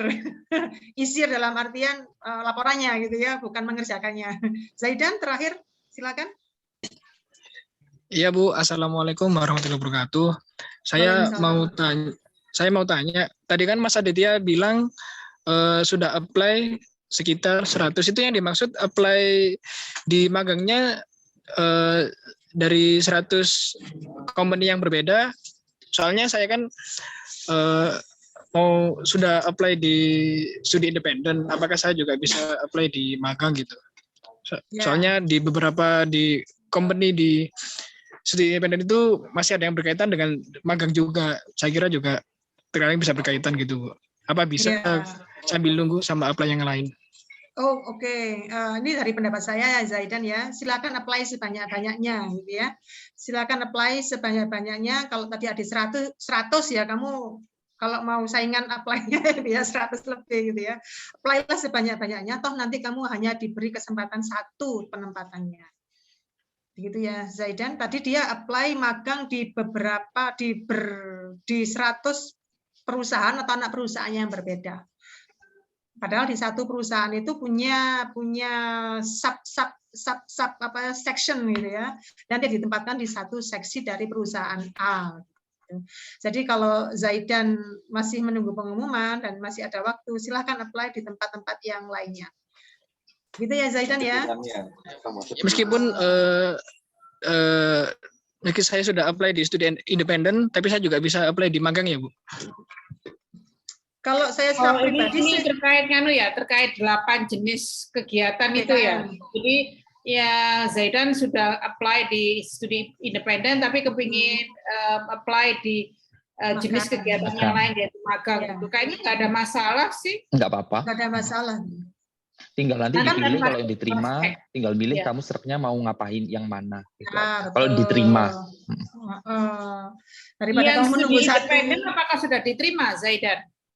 Belum kayaknya. Perlu masih nunggu pengumuman, Bu. Nah, oke.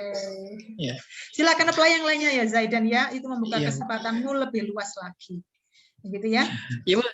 Terakhir satu kali aja. Oke.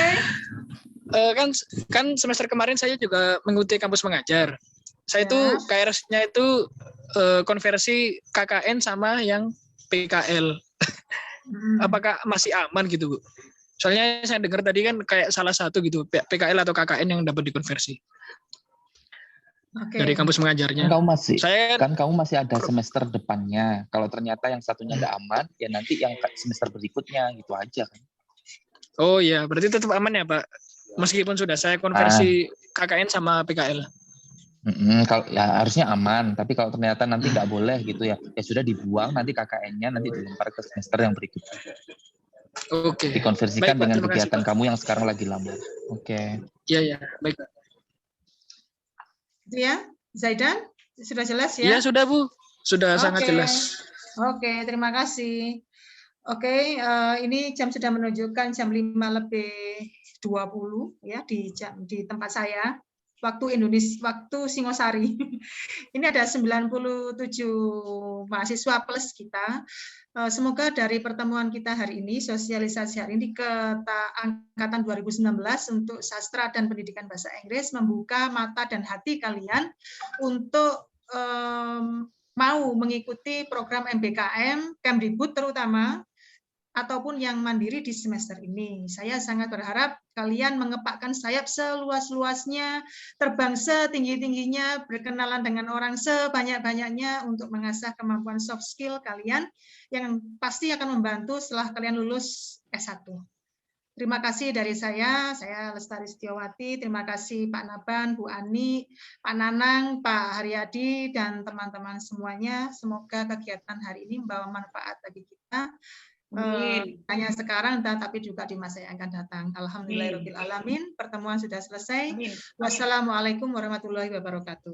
Waalaikumsalam warahmatullahi wabarakatuh. Dari Pak Nana, Pak Naban, dan teman-teman semua. Sama-sama, Bu Lestari. Terima kasih, Bu Ani. Terima kasih.